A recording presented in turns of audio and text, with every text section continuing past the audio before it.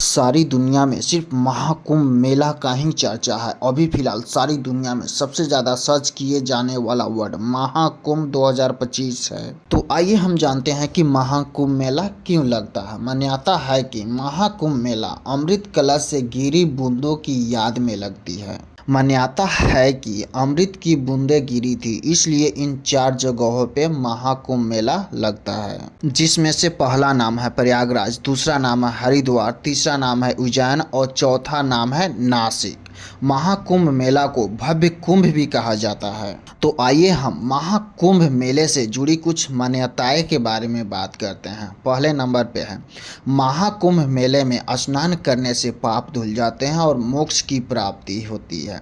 दूसरे नंबर पे है, महाकुंभ मेले को देवताओं और ऋषियों ने बहुत पवित्र माना है।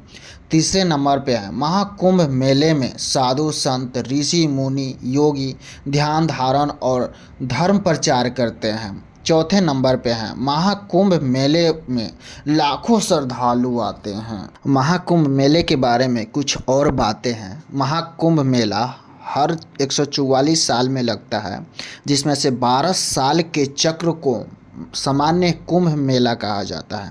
महाकुंभ मेले का आयोजन प्रयागराज, हरिद्वार, उज्जैन और नासिक में होता है। महाकुंभ मेले को मोक्ष प्राप्ति का अवसर माना जाता है। 2025 में यह आयोजन 13 जनवरी को शुरू हुआ और 26 जनवरी को समाप्त होने की उम्मीद है।